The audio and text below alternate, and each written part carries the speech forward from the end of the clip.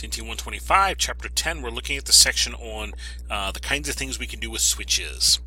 One of the problems we have in a switch network, and this is the picture they use in your book at this point, is with switches creating loops, traffic loops.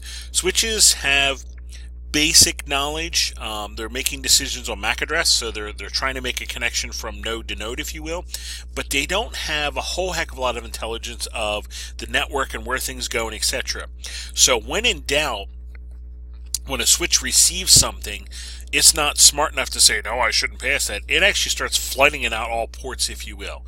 So certain types of traffic that come into a switch, like an ARP or something, it's going to flood it out all ports. And what can happen is the switch can actually just flood the network with broadcast traffic. And if I have, as you show here, multiple paths, it just starts kind of like looping the network, broadcast, and it's just like, ugh, and it just kind of clogs up the network. So one thing that has to be done in an all-switch network is we need to somehow limit some of these paths so that we don't have near as many of these problems that we could if we're not careful.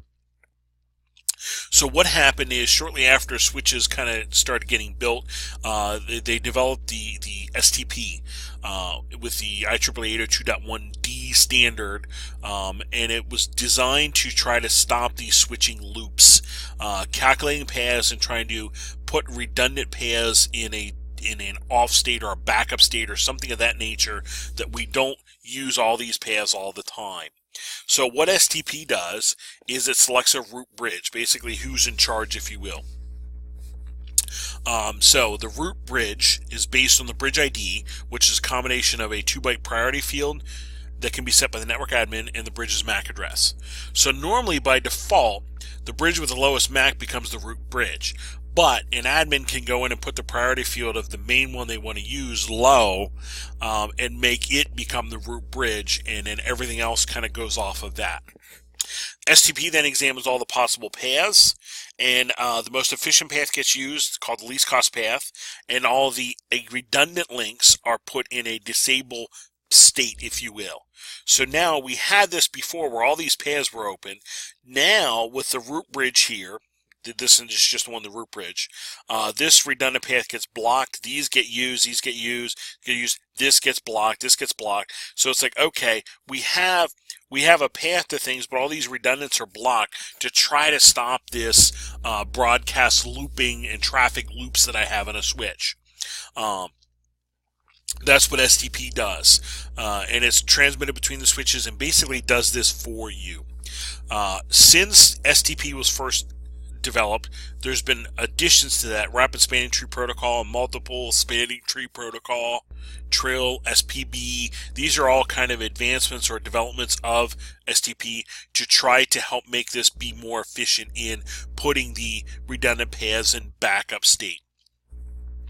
The bottom line to all this, and I didn't include on here, is this pretty much does this for you. You usually do not need to do much with STP. It's going to do it for you. Once in a while as an admin, you might go in and dictate, this is the root bridge, so you're getting traffic flow a certain way through, and you might actually put a port or two here and there in a down state to try to force traffic to go the way you really want it to go. But more times than not, STP just happens, does it for you, you're okay. You might need to tweak the main switch so it becomes the root bridge.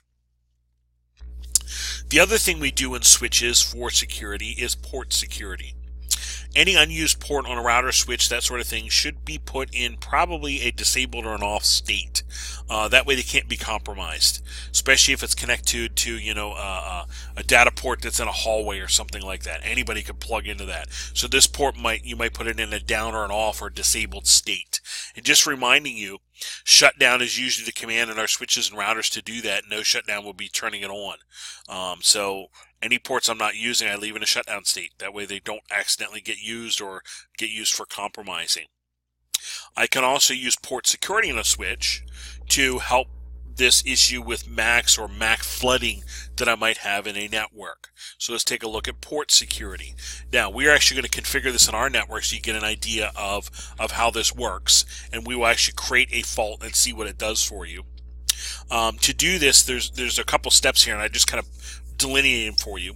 First thing you do is you select your range of ports that you might do. You might do a handful or a whole bunch, just like we would do with VLANs, interface range, blah, blah, blah. I indicate they're an access port as opposed to a switch port or a trunk port. I turn on my switch port security. I turn that on so it actually starts doing something for port security. I then can indicate a maximum of. In our case, we're going to do a maximum 1 MAC address. In a larger network, it might be 1 or 2. This allows, I should say, this sets up a scenario where somebody cannot spoof, somebody cannot plug multiple devices in here, or plug in access point in here, or switch in here, and have multiple MAC addresses start pouring through this port to compromise the network. I can then say, in this case, we're just doing 1. In our example, we did 1 MAC address. So another machine tries to plug in here, it's going to do something. Switch port security MAC address sticky. So as it learns a MAC address, it's going to hold on to it. It's going to stick it in the table and keep it there. So if another one tries to show up, it's like, okay, I know this is somebody else coming on that should not be here. And then the last line is we say, okay, when there is a violation, what do we do? And there's a couple options. We're going to use the one on shutdown, where it's like, okay, if a second MAC address tries to come online on this port, we're going to shut the port down. That way it's shut down until we can further figure out what's going on. Then we might be able to go in and enable the port or fix things or whatever. But here's an example of port security. We're actually going to use this example in our lab. And what we'll end up doing is taking our machine and plugging into a port with this on. And then once it's working, we'll then turn on our virtual machine and have it generate, basically fire up a second MAC address on that port, and we'll watch what happens to the port. And the port's going to shut itself down and throw all kinds of alarms, which is what we want to see. That's all part of port security. This can be part of an overall security scheme in your network, shutting down redundant ports that aren't used, and maybe even putting some of these limitations on a port that somebody's not going to sneak through with another device or plug a switch in or an access point and start bringing in other traffic. Alrighty, there's our switch topics.